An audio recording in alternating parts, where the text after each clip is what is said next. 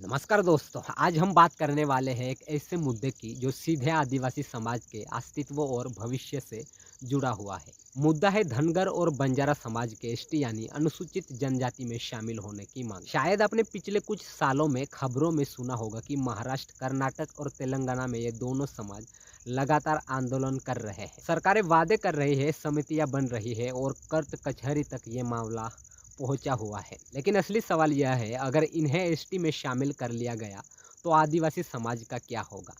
क्या पहले से ही हाशिए पर धकेला गया आदिवासी समाज अपने हक से वंचित हो जाएगा? दोस्तों, मैं भी एक आदिवासी हूं और इसीलिए ये मुद्दा मेरे दिल के बहुत करीब है। और इसी नज़रिए से आज हम इस पूरे मामले की गहराई से जांच करेंगे, इतिहास से लेकर राजनीति तक और आंकड़े से लेकर जमीनी हकीकत तक। धनगर समाज परंपरागत रूप से एक पशुपालक समुदाय माना जाता है। बकरियां, भेड़ें और कभी-कभी खेती ये उनकी मुख्य आजीविका रही है। कई इतिहासकार मानते हैं कि धनगर समाज की जड़ें मराठा साम्राज्य और महाराष्ट्र की ग्रामीण संस्कृति से गहराई से जुड़ी है। दूसरी ओर बंजारा समाज को आप घुमंतू व्यापारी और व्यापारी कारवा के रूप में जानते होंगे। सदियों पहले बंजारे नमक, अनाज और अन्य सामान बैलगाड़ियों से एक जगह से दूसरी जगह ले जाते थे। अब सवाल उठता है कि इनकी पहचान क्या है? धनगर समाज आज ओबीसी यानी अन्य पिछड़ा वर्ग की श्रेणी में आता है। बंजारा समाज कई राज्यों में ओबीसी, एससी या विशेष कैटेगरी में शामिल है।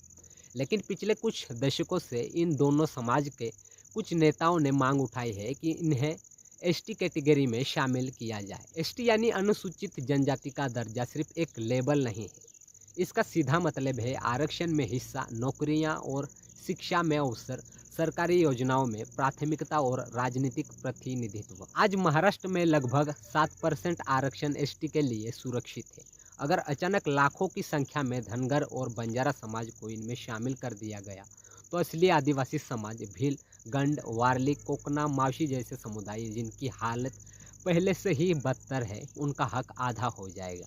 यहाँ एक आंकड़ा देखिए दोस्तों, महाराष्ट्र के एसटी की कुल जनसंख्या लगभग 10% है। धनगर समाज अकेले ही महाराष्ट्र की आबादी का 8 से 9% माना जाता है। अगर इन्हें भी एसटी में जोड़ दिया गया तो आप सोचिए, रिजर्वेशन का पूरा संतुलन गड़बड़ा जाएगा। तो असली सवाल यह है, क्या यह कदम न्याय दिलाने के नाम पर नया अन्याय नहीं होगा? आपने देखा होगा कि चुनाव आते ही हर पार्टी धनगर और बंजारा समाज को लुभाने के लिए वादा करती है, हम आपको एसटी का दर्जा देंगे।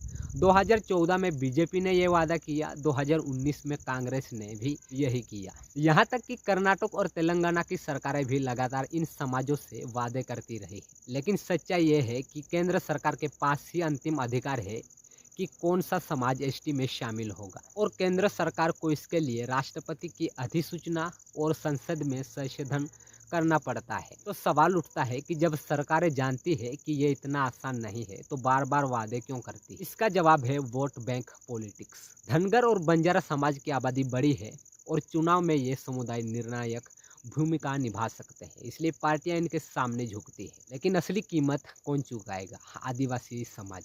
दोस्तों, ये मामला नया नहीं है। धनगर समाज के एसटी मांग पर कई बार जांच हुई है। लोकुर कमेटी 1965 ने साफ लिखा था कि एसटी समुदाय वही है जिनका जीवन आदिम और अलग थलग है, जिनकी सामाजिक और आर्थिक स्थिति बेहद कमजोर है। धनगर समाज के बारे में समिति ने कहा कि यह एक पशुपालक ओबीसी समुदाय है जिसकी सामाजिक स्थिति भले कमजोर हो, लेकिन यह आदिवासी समाज की परिभाषा में फिट नहीं बैठता।